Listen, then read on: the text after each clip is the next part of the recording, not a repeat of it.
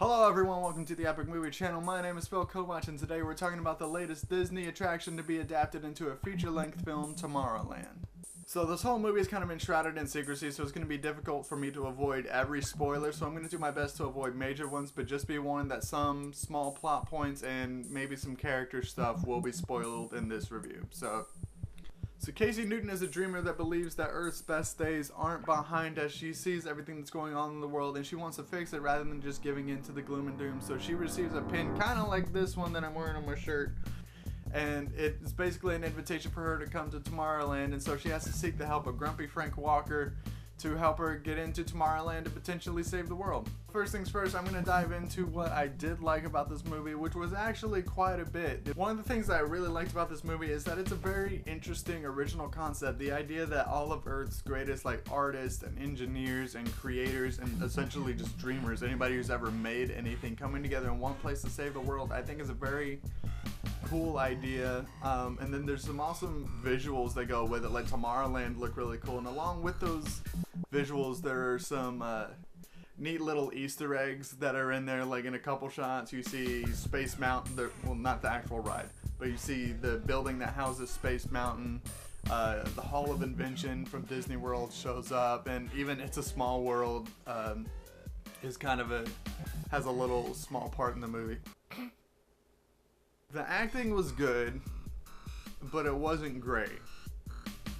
Like, there were a couple spots you felt like, you know, just the right little push could have gotten the result that they wanted, but I think overall the acting was pretty solid. George Clooney did really well. He didn't quite phone it in, but it also wasn't entirely his best work. You can tell that he definitely put some effort into it, but it definitely was not his best by any stretch. One of my favorite aspects of this movie is probably the inspirational message that it has, and the message behind it is that don't give up on your dreams, don't stop creating, because you never know who or what you're going to inspire. You never know, whether something you make and put up on YouTube might inspire the next Oscar-winning feature film or anything like that. So basically the message, I think, is one of the strongest points of this movie. I just wish the execution had been a little better getting to that message. So now I'm going to talk about what I didn't like, which there was actually a little more that I didn't like, but I don't think it'll bother most of the targeted audience, which is really more like families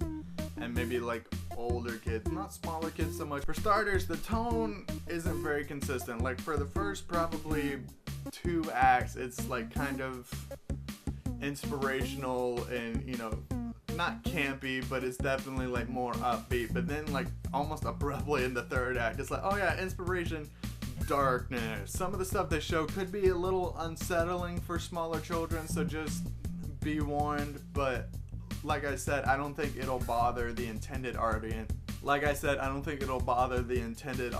All that much. Like I mentioned earlier, the characterization is a bit off. I think a lot of it goes to Frank Walker, George Clooney's character, and I think it might have been miscast. I don't know who I'd like to see in the role, but George Clooney, I don't think he does grumpy old man very well. Even as a grumpy old man, he's still like, George Clooney.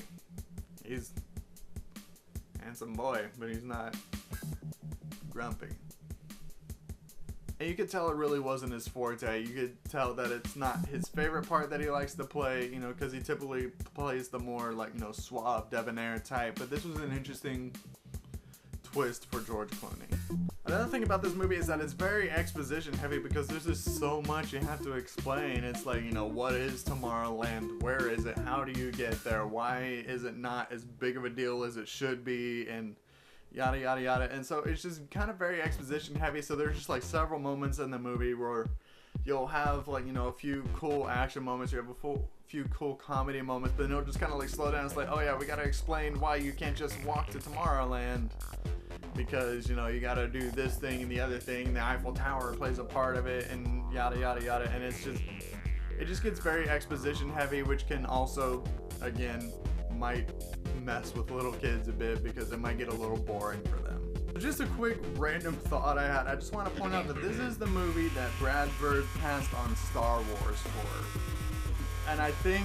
with like a few people knowing that, I think it's gonna be very disappointing. Because someone's, oh, Brad Bird passed up on Star Wars to direct this movie. It's gonna be really great. Don't go in with that expectation, because I guarantee you will be very disappointed. This movie definitely probably could have been put on the back burner and maybe let it get refined a little more while Brad Bird tackles Star Wars. Like I said, I really enjoyed this movie. I found the message to be very inspirational. There were some cool moments in it. It was a great original concept, but it was also kind of marred by some flawed execution and maybe some meh acting, but I'm still gonna give it a see it at full price, especially if you're a creative type and you're kind of feeling discouraged about your projects. Definitely go see this movie. I think you'll find it to be very inspirational. So thank you for watching this video. If you liked what you saw, make sure you leave a like, a favorite, and subscribe. And while you're down there, tell me what you thought of Tomorrowland, or maybe what your favorite Disney attraction is if you haven't seen it yet. For more epic movie goodness, you can follow the Epic Movie page on Facebook. You can follow the Epic Movie blog on Tumblr. We just set up a Twitter, and it's the @EpicMovie page on Twitter, so go give that a follow, retweet some of the tweets there, and just have fun with it. This does it for me, and I'll see you next time, movie watchers.